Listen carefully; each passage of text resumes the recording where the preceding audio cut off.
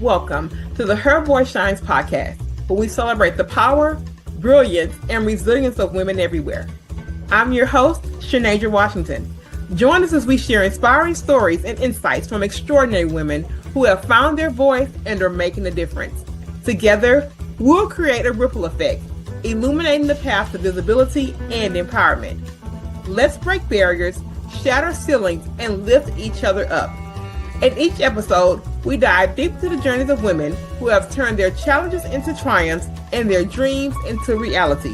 Whether you're looking for motivation, guidance, or a community that understands your journey, you're in the right place. Stay tuned and remember, let your voice shine. Let your voice shine. That is where you landed. Well, that's the vibe. This is the Her Voice Shines podcast, and I'm your beautiful host, Shanasia Washington, streaming from the 100-degree, actually probably 102-degree Houston, Texas. It's always hot, real hot. And let me just tell you guys, I am so honored and grateful to be in a place today. It has been such a heavy news cycle, so much heaviness, but we always know in this place, we lift all things and have real authentic conversation. So today is no different. I have a very beautiful guest who's going to come to the stage and do our normal drill, which is tell us her name, where she's streaming from, and of course, the magic of the story. Without any further waiting time, here's my very beautiful guest for today. Hi, Shanadra. I am thrilled to be here, and thank you so much for having me as a guest. My name is Heather McNally, and I am a life fulfillment coach, speaker, and author. And my streaming location is just south of Boston, Massachusetts. So we're fortunately not as hot as you are in Houston, but we get that humidity and we feel you with the heat. So I wanted to come on here with you today to share my story of my voice shining. And so basically, I am a woman who was raised in a, let's say, an abusive environment. And it was physical, it was emotional and verbal, and it was really, really difficult to figure out who I was versus who I was being told I was. So my journey in life is to help women realize who the heck they are, who they want to be, and walk into the life that they deserve and walk into being her. That no matter what you've been through in this life, you can take your power back. You can own who you are. You can own your strength. You can own your beauty. You can own your story and turn it into your purpose in life, or turn it into this big, beautiful life that's waiting there for you. So my whole thing is, I call it Beyond BS with Heather McNally, and Beyond BS stands for Beyond Limiting Beliefs, because we get those limiting beliefs as children. And it's also getting beyond the bullshit that you tell yourself, that other people tell you, that society tells you, and owning that story, being powerful, being strong, and really living that life that you are meant to live. Heather came in and dropped some gems on us already out the gate. Heather say, "What's up? Drop that BS." See, that's the kind of energy. Yes. That's the kind of energy that most people will never embody. They can't stand bold and firm and say, "Look," and then I'm telling you, once you start living that way, like your radar for other people's like BS, it becomes like, ooh, like crystal clear. Like, look, I don't have time. That's how you live in your life. That's not how I live mine. And you just vibrate to kind of like a higher calling.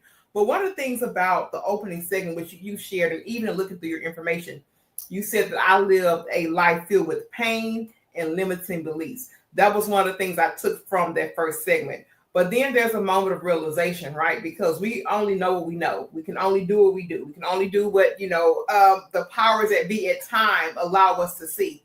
I want you to take me back and tell me the moment that you were living someone else's narrative. Because I know the clear moment in time that Shanasia knew that this is not all bad per se, but these are some things that people have told me what to do and how my life should play out. And that's when I started to have these massive shifts. So maybe it's a time or place or maybe a feeling that makes Heather go back and say, this is the moment Heather knows that this is not particularly my narrative.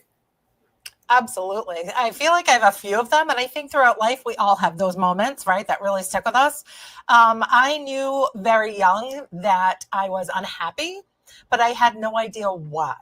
I just knew that I felt miserable and I had to hide everything because I was told nothing that happens in this house goes beyond these walls. You can't tell anybody anything. It was a truth. It was my father who was the abuser, and my mom was an amazing woman, but you learn over life that everybody is human. And so as much as she was an amazing woman, she also let herself be stuck in certain situations. And I know that I felt stuck. I know that as I became like a little bit older in high school, I really saw that I was stuck and that I was miserable and I didn't know what to do. And I really didn't have many people to turn to.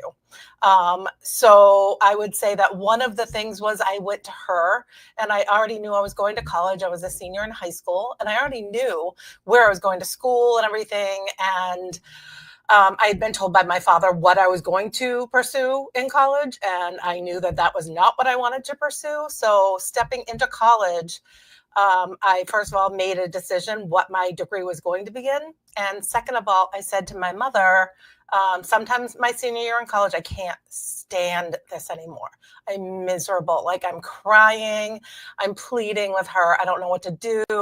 And her comment to me was, well, at least you have 1 year left of this. I have the rest of my life. And that was heartbreaking to me. I was crushed for her. And it was a moment of awakening, realizing that I never want to feel that.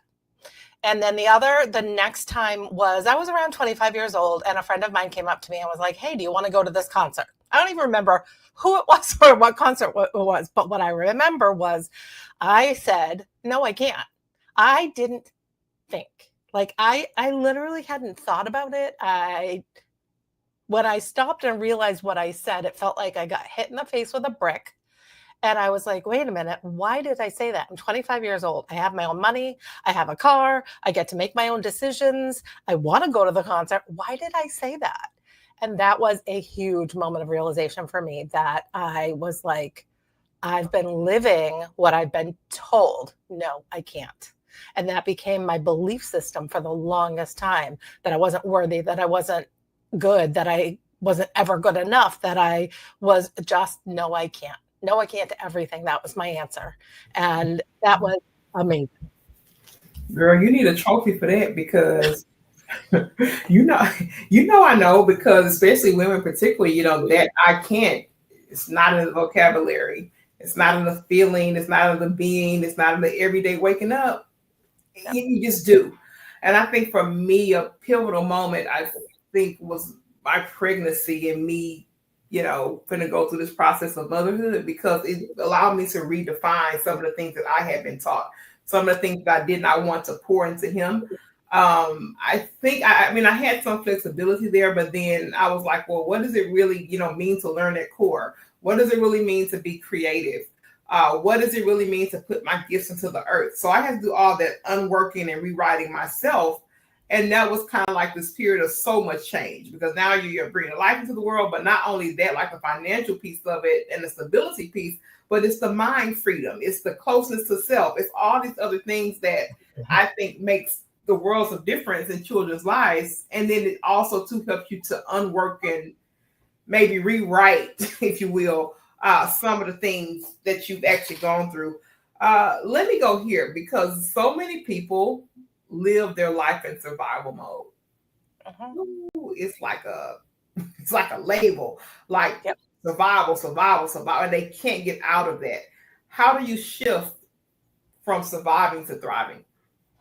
Oh, I survived for a long time. And Yeah. I will say my story is coming to terms with what I had gone through in my life, with what I didn't want, all the way to where I am now, in pieces, bits and pieces here and there, learning on my own, going to therapy, seeing a coach, having people surrounding me that really made a big difference in my life. But I had to learn a lot of lessons. And I'm going to be honest with you, I'm 52, almost 53 years old. Okay. I didn't really even fully own what I was capable of until probably around the age of 48, 49, 50. And I feel like I was so stuck for such a long time like I said, I saw therapists. One of the things that's tough about a therapist is that you don't know if you're going to click with them. It's the same thing with working with a coach, or, working with a relationship or anything. You don't know how it's going to work. So you work on it, you try, you can audition them, which I think is fantastic that you can kind of interview them. But working through all that, I had to add all the bits and pieces up to get myself unstuck. And I will tell you, I've been in those places where I was extremely depressed. The doctors would refer to it as major depression. And I unfortunately have felt, and I don't want to trigger anybody by saying this, but I have felt that desire to no longer live. That desire to just end everything. And I will tell you, I felt that even when I had my children, unfortunately, and it wasn't really so much a postpartum thing. It was just part of my life. And I felt like my husband could find somebody better and a better mom for my kids. And I'm grateful that I was able to find all these pieces in my life to pull myself together to decide that I didn't want to be stuck anymore, and that I needed to find ways to do the work to get me out of that place, because I didn't want that for, the people who did love me and want me in their lives. And I didn't want that for my children, especially. So having my children, I have 2 boys, was very, very, very much one of the big things that helped me say, I can't live like this anymore. I can't be stuck in this place anymore. Come on, 52, 53, and stepping it out. You better give them a run for their money. I mean, every time. Every morning, Heather. Yep. You say it took me to 48. Well, okay. Now's the time to hit go. I don't care about what happened before. Yep. I don't care about the lessons that we had to learn over and over again, because now you have arrived and every single moment was necessary. Yes. Yes. And that's absolutely true. Looking at all these little pieces that come up and these little triggers, because I was just talking to somebody and, this guy was in astrology. He's like, oh, going through all this stuff, you're a Cancer, you're this, you're that. He was like, and something tell me like your year has just been very triggering. And if I could say anywhere, there's been a triggering year, Heather. There's been all these little pieces and little things. And I'm like, what's next? Like, I ain't got time. Like, I want to be on the easy road this year. It's not happening. But I'll find myself about 3 to 4 months, sometimes even a year back from something that seems so small. And I get all this revelation. All of these things as to why it had to happen like that. And it's not personal. But the thing about looking back over that journey is to show, number one, that growth. And number 2, there is still work to do. And those are the 2 things, Heather, that keep me grounded almost every single day, while I wake up and still try to do it the way that I know that I'm called to do it. Now, I do have to step back here, and, the part of the show is not to be triggering, but the part of the show is for transparency, because the thing about it is many of us can see ourselves in our peers and people that are close to us. That's why the story matters. That's why this platform exists. Because Heather is sitting here as a testimony and a real life example of somebody who said, I was suicidal. She said it. She just said that. But you're looking at her today, and she said she felt deeply unworthy. She said it, and she's sitting here today. She said, even, this is what she said in her work, her paperwork we asked her for. She said, even with a good life on the outside, there was still some stuff on the inside that just was not cutting it. Tell me about, we talked about it a little bit, right? We talked about, okay, here's the therapy. Here's some things I'm working for. I had to find somebody to really click with. And like when I help women, build their brands and, get them bold, I said, we build brands from the inside out. If you don't like it, get out of here. Because that's how I build them. And I stand, I'm a little crazy, Heather, but my heart good, okay?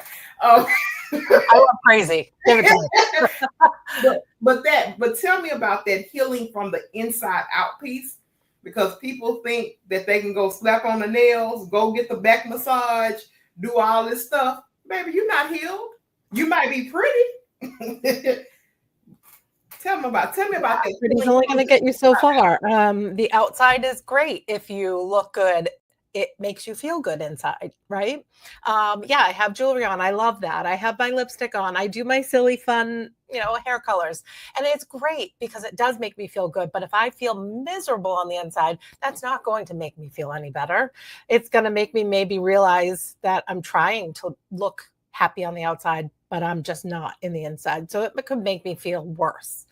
I spent so much of my life hating myself, and I mean truly hating myself. I met my current husband, who we have been together 34 years and married 29. So I was only a wee baby when we met. But we met, and he just had this confidence about him. And there was just something about that really attracted me. And he was a good person. We became friends, and we just developed this amazing friendship that I felt I could tell anything to him and he wouldn't judge me for it, and he would help me through it. And the next thing you know, we felt something that I was absolutely not expecting. And here we are 100 years later, it feels like, but he's my best friend. He is my partner. He is my, he's my, I don't like saying better half, things like that. We're partners in this. And he has helped me grow. But even having him and his support and friends and, a mom and other loving family members, I still hated myself, because when I looked in the mirror, I look a lot like my father, and I would see him. And I used to refer to him in my mind as a monster. And so I would refer to myself as a monster. So let me tell you, the things that you say to yourself, even internally, they matter. They go into your brain, into that reticular activating system that you have in there that actually helps you find and validate what you're putting into your brain. And I was putting into my brain, you suck, you're awful, you're a monster, I hate you, you're disgusting.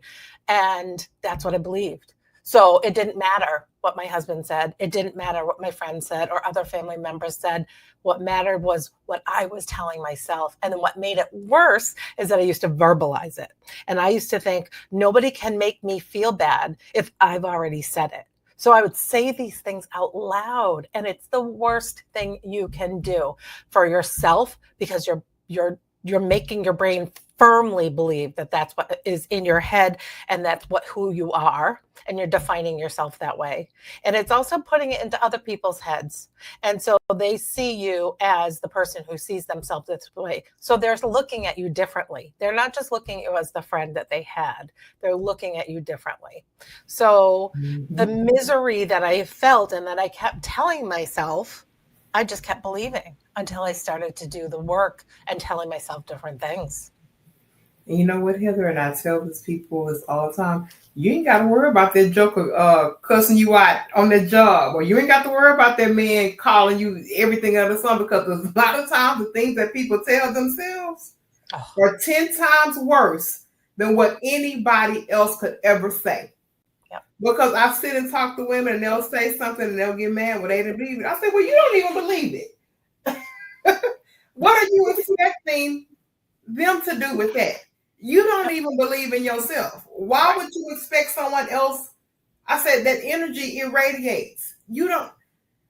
So the things that we sit and tell ourselves, the power of the tongue, I cannot tell you guys. Every morning, Shanaja, you are a warrior.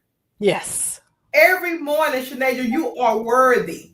Yes. Every morning, you are beautiful. You are made in a specific image to do exactly what you're doing today. Yes. And I ain't going out no other way. So try me.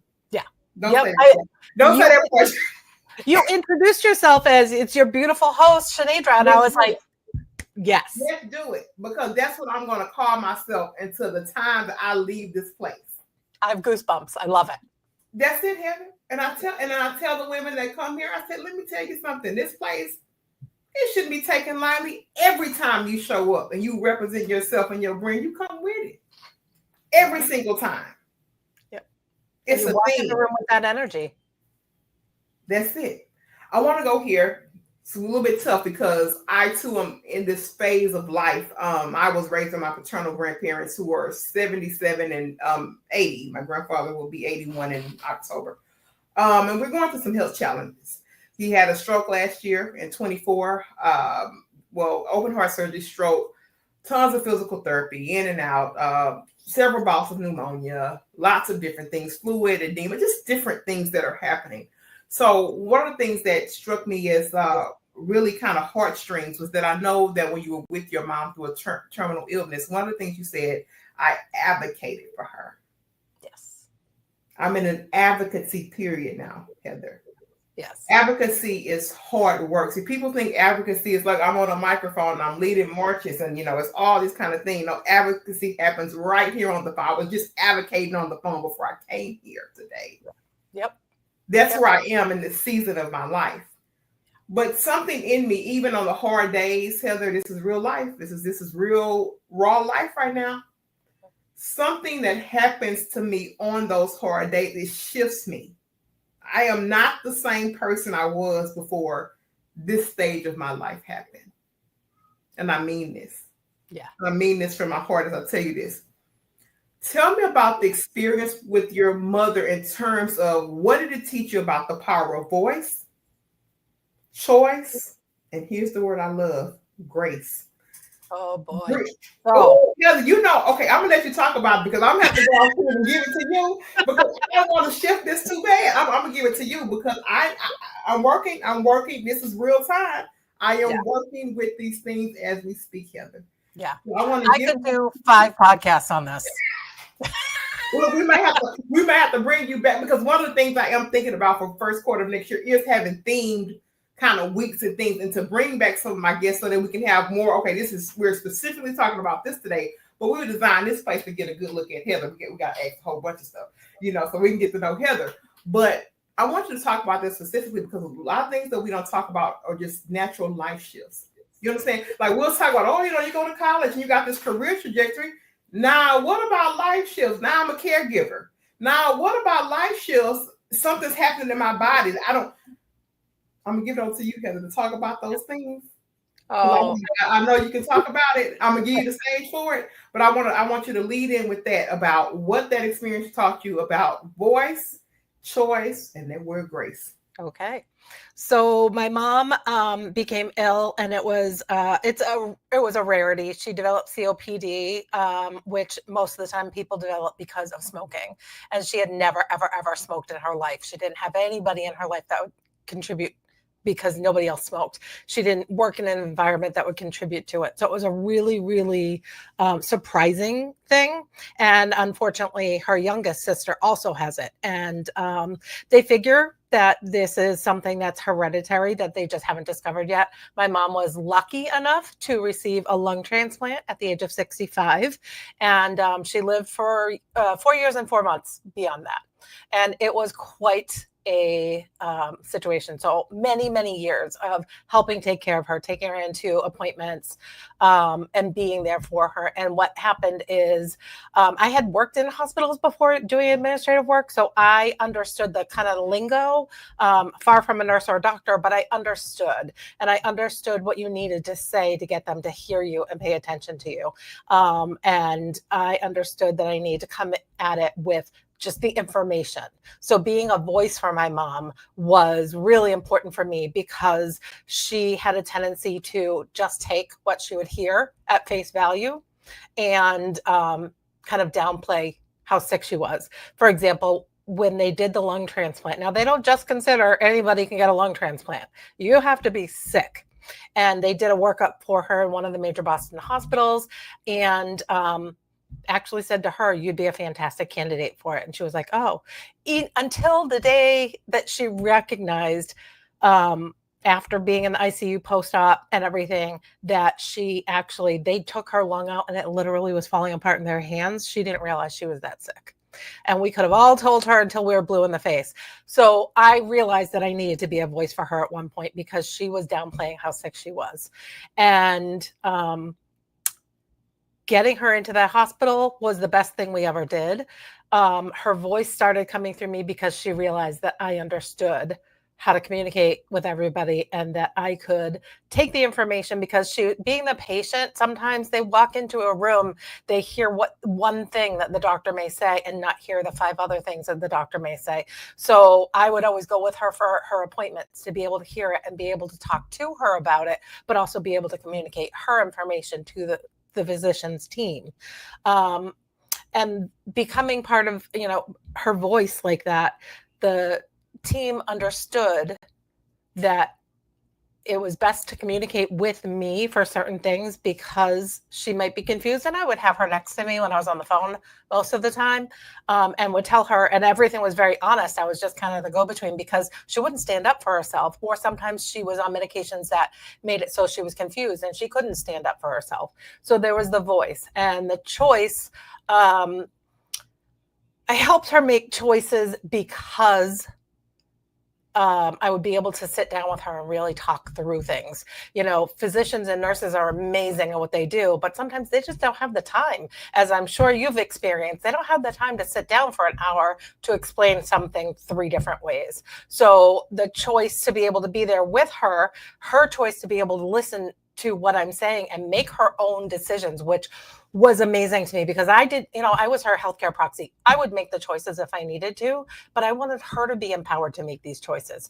She wasn't sure. She wanted to have the transplant originally. She ended up deciding she wanted to do it because she wanted to live for to experience people's lives still. And I had 2 sons and they're her grandsons. And she called them, I have 2 boys. She called them her boys. And she wanted to see, and I have goosebumps now. She wanted to see her boys. She wanted to spend time with her boys and see them grow. So she was able to make choices. I was able to make choices because I could see what she was going through in life. So I made choices for myself as to what I wanted in my life and how I wanted to proceed in my life and how I wanted to care for myself, care for my children, care for the other people in my life, seeing her go through this. And ultimately, yes, I was her healthcare proxy, but when she ended up getting ill enough that we knew this was the end, she was in the hospital and she was able to make the choice to stop some of the treatments that she was getting. Because it was clear to her, she had been a fighter. The woman fought. She took every medication. She went to every appointment. She did everything she could do and needed to do and wanted to do to get to that place, to have that transplant, to live for, herself and the people in her life. But when it became very obvious, based on the weight she lost, based on a lot of medical things that were going on, diagnoses that she received, the fact that she was starting to aspirate. So that meant that everything she ate and drank that she swallowed was going into her lungs. She was able to make that choice to stop her treatments and to go into hospice. It's so powerful to me. I have goosebumps every time I talk about it and think about it. The experience going through it with her, being able to have these conversations at the end of life that we had never had, laughing, despite the fact that we knew she was dying, the fact that she made the choice. How hard is it? She was 69 when she passed. How hard is it at that age to have to make that decision and recognize that this is it? And it sounds weird maybe, but it was beautiful because she could make the choice and I didn't have to make the choice for her. I would have, but it was a conversation between me and her siblings and her team. And it was a beautiful thing to see the choice that she was able to make for herself. After seeing her fight all those years, years and years of fighting. So with Grace, I was able to look at her life and see that she was happy. She said to me at the end of her life, I was happy overall. I lived a simple life. I simply loved the people I loved. And I want you to talk about that with people. And so I got to see her have her voice, make her choice, and have grace. And I learned what all of that was, more so than I ever knew before, because of seeing this, because of going through this experience with her. And yeah, it's a roller coaster. There were amazing times, there were terrible times, there were everything in between. And I could be a nurse after everything that I had to do, and I wouldn't change a minute of it, even when I had those moments where I was in the hospital with her the last month of her life. Most of the time, my kids were younger. My husband stepped up. His work allowed him to be home when he needed to be home to take care of the kids. He would bring them in to visit, to see her, to see me. And though I was not able to be there physically home with them. I was on the phone with them. They visited, and I will not regret 1 minute of it. And I know that they got to see all that too, and they grew because of it as well. And let me tell you something, Heather. What an honor. Yes. What a job of honor. Because where I am in my stage of life, many of my peers, their parents are not to that phase, just yet. I've always kind of lived a little bit ahead of the curve as it relates to my peers, because obviously the people that raised me were older, and I got to see their parents and great grandparents. So I just kind of had like a different view of life than most people in my age group. And I watched them. I mean, they're 77. I watched them take care of their parents. So I was seeing this stuff way in middle school and early high school. So I was very, very close. So let me tell you something. But what an honor. Yeah. What an absolute honor. Because the doctor just said today, you come in here, you're so bright and bubbly. And you just was here last week. And he was in tears. I said, what an honor. I said, because life and stuff will move so fast and things will get to going. And I said, let me tell you something. If I got to the end of this race and they will tell me one of the things that are on my high honor list, this is up there. Yeah. This is up there because I have intentionally, and that doesn't mean that our lives slow down. We don't have other responsibilities and this, that, and the third. But I have made the conscious decision to be present. Yes. And I know that this alone right here, I know that it's hard, but it is absolutely gives me a level of freedom that most people probably will never, ever get to experience. Yep. And I mean that. It's hard to think about it in that sort, but every step that I take, I am reminded to come back to that. But thank you. That was such a beautiful. Can I add one more thing to that? So my mom was fiercely independent, though she couldn't be independent because at the age of 40, she became legally blind. Then 55, she had to retire from her teaching career. She was a school teacher for second grade most of her career. And she had to retire because her breathing was getting worse. And so, but she was fiercely independent. And if I spent time with her, in the hospital, which she was in a lot, she'd say, go home. You and your boys and your husband, you all need your own time. Go home, I'm fine, and she did it all the time. So in that last month, and I was spending all this time with her, one day she actually said to me, can you not go home? Would you mind sleeping here with me? And I already knew this was a different admission. I knew from the minute before I got her admitted, I was like, something's not right. And I was like, yep, okay, I will drop anything and everything because you asked me that. And you're the person who's always said, nope, I don't need any help. Nope, you help me enough. Nope, go home. Nope, have your own life. The minute she said that, everything else dropped. And that doesn't mean it wasn't in my mind and that I wasn't doing things to take care, but it meant this is the honor of my life, is to be asked by her to stay there with her and to be there and witness the last breath. And it's, it's so hard. But it was, talk about grace. I knew it was the right thing, and it was right for her. And it was right for her. Such thing, and it's always a challenge when they're so independent. Like they really, I'm living it. They're so independent. Like and I'm literally hearing the same thing because my son's he's 7. He'll actually be 8 on Friday, and. Go home. That baby needs you. That baby needs dinner. But then there are times where he's like, "Ooh, I'm just happy to see you today because, I have the specific instruction that I really just need to get to you because I know that you'll get it done this way." But what a beautiful thing to share here on this podcast. I don't take that lightly. It is beautiful that you're experiencing it through the difficulties and the wonderful times. It really is something truly that. I don't think that, I'm like, people are like, how you doing all, and I'm like, it's literally God's grace. There's no other way that I can define it. I don't understand lots of times how things happen in the 24 hours a day. I don't understand. I don't have a special 24 that people don't. I really don't. It is truly his grace that he allows me to do it with a pure heart. And every morning that he wakes me up and he allows me to do that, I'm sure that he will grant me the strength in his will to do the things that he wants me to do. And I'm going to walk it out as such every day. So thank you so much for that, Heather. Thank you. Did you guys hear Heather at the beginning? From going through all of that, Heather was suicidal. Heather has taken care of mom. Heather has been on the hamster wheel of emotions and unworthiness. But then Heather was like, well, look, I launched programs. I done spoke on stages. I done wrote a book. This is what she told us. Yep. She had words and stuff published. And this is what's changing for me, I think, very, very rapidly.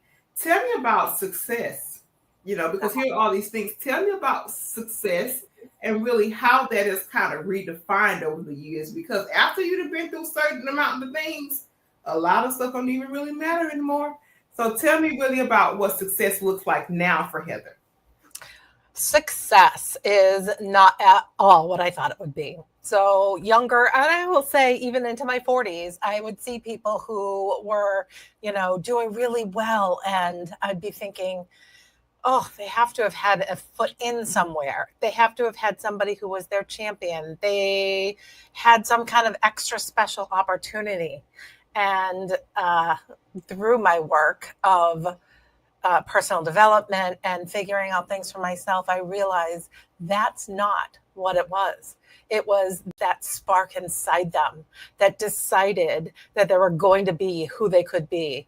I went to a retreat and it was an incredible experience. And she had us walk in the first night and get dressed up, all glammed up in what we thought she would be wearing. That person that we wanted to be, the person that we could see and envision. And we, it was amazing because, I've been doing this work, but to dress in that way and to walk in my own shoes, knowing what I wanted, knowing what I was going to do, and knowing what I knew now, success to me was so different. And success to me now is happiness, is joy, and is purpose.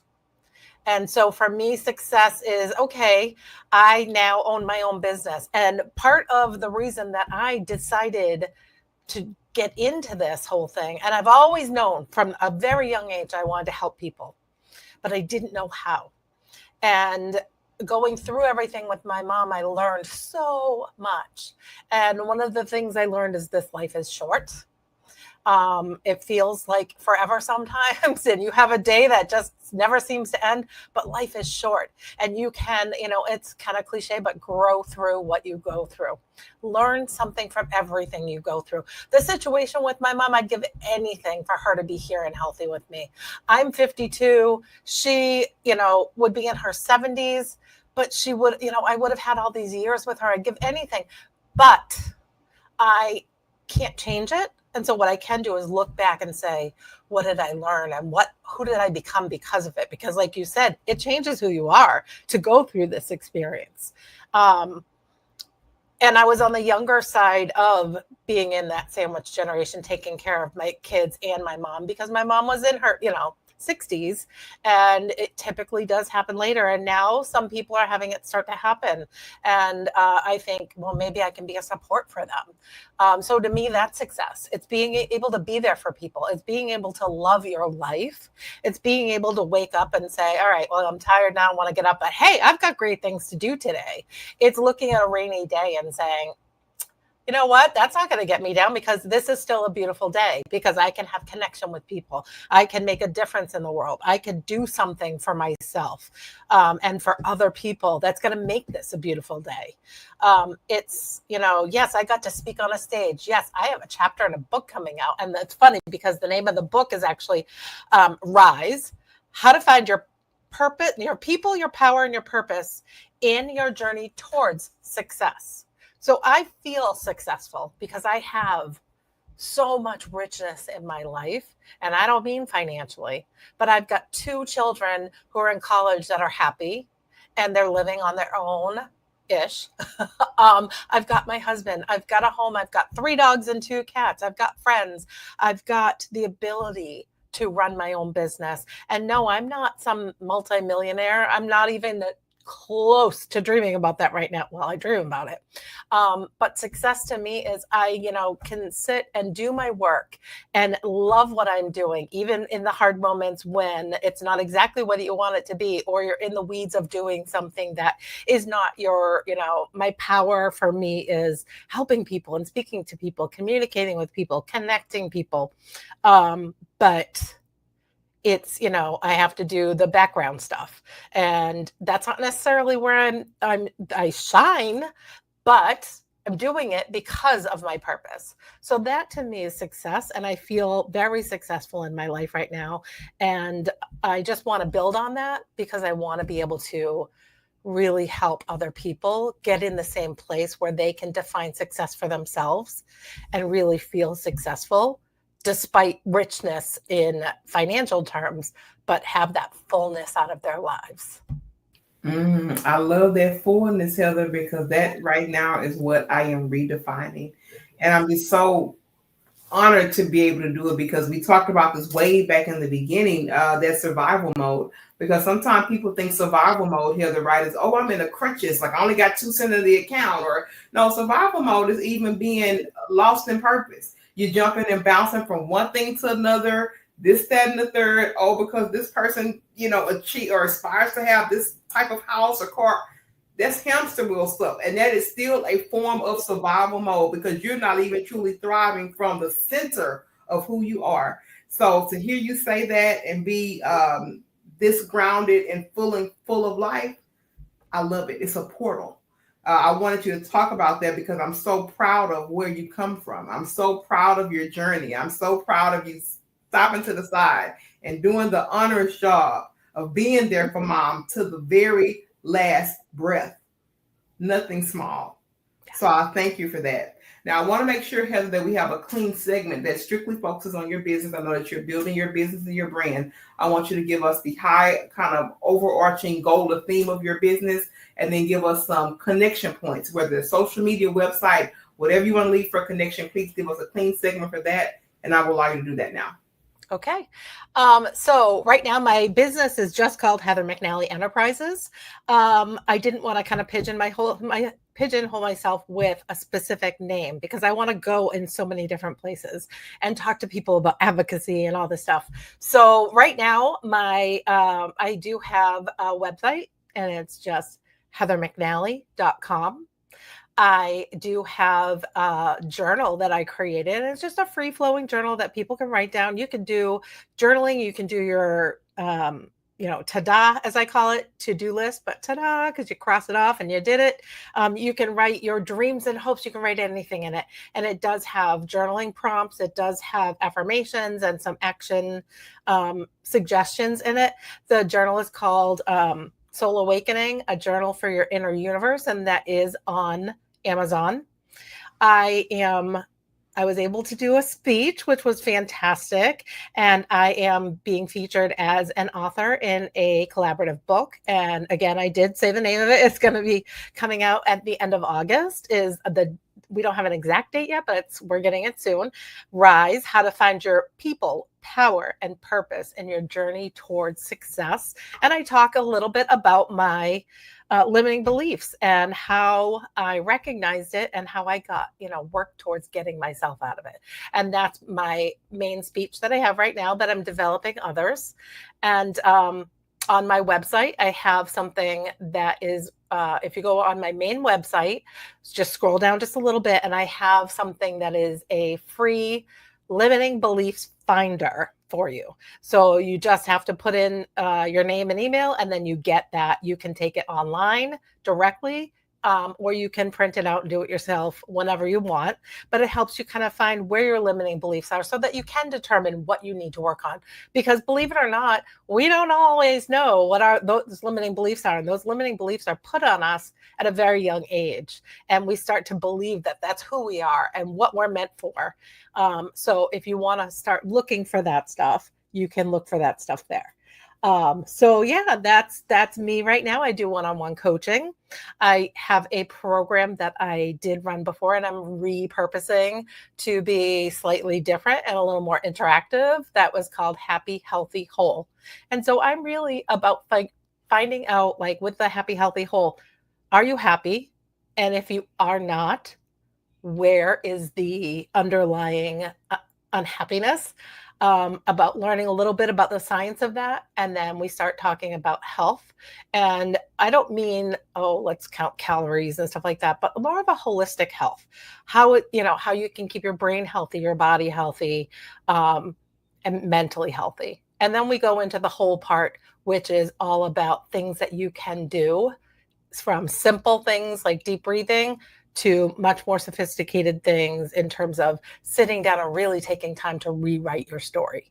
So that's about me. And I want to help people. I want to help people realize that they can go from, like me, miserable, depressed, suicidal, even, to I'm thriving. And it's not a BS thing. And that's why I call it Beyond BS, because it's beyond your belief systems. But it's also like, I believe in positivity, but not the BS positivity that people sometimes call toxic positivity. I believe in finding those moments and what you can do with them to help yourself truly live your life. I love that. And let me tell you, Heather, of course, beautiful journey, beautiful sprint. I have to, of course, thank you for being here. This is a part of our show. We cue our guests for final thoughts. We tell them, give us some good parting words for this space, really to coin the moments that we spent together. Just a couple, 2-3 lines to get us out of here. Then I'll give it to you for final thoughts, and I'll be right back to close this show. Over to you. Okay. So I just want you all to know that you don't have to be stuck. You don't have to live this life that you're not happy in. I don't care if you're miserable, if you just feel a little bit lost, if you feel like there's more to life, because sometimes we just feel that like there's got to be something else. This can't be it. People say that you're going to get there and you're going to find that happiness. Oh, once I get this degree, once I have the child, once I get the house, once I lose the weight. But you know what? Life is not supposed to be those huge moments, because how many people have gotten married and then felt depressed within the days and weeks afterwards because they lost that purpose of planning and the excitement and everything. And they're like, now what? I don't want that for you. I don't want that for me. As ridiculous it may sound, I look outside and I see hummingbirds at my hummingbird feeder and I'm thrilled. I come in the house and my dogs greet me and I'm thrilled.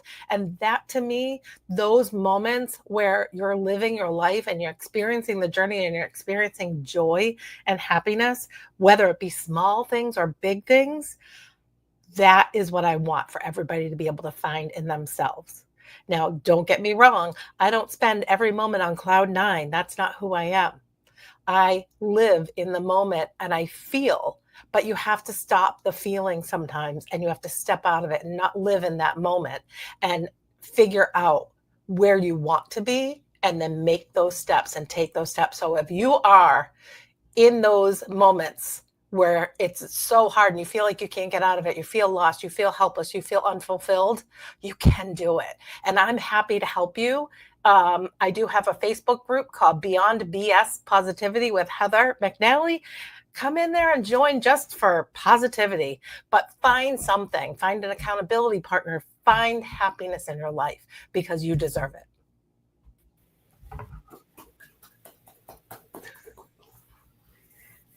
Thank you, Heather. And I appreciate that. I appreciate the light that you brought in here today.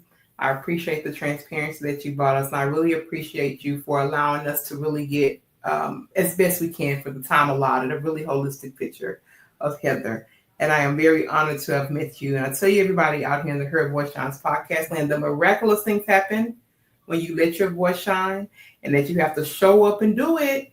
Not for the person down the street, not for even the son, the husband, the spouse, none of that, but for you, because it'll be rooted and centered. And like the folks say in church, I love you. There's nothing you can do about it.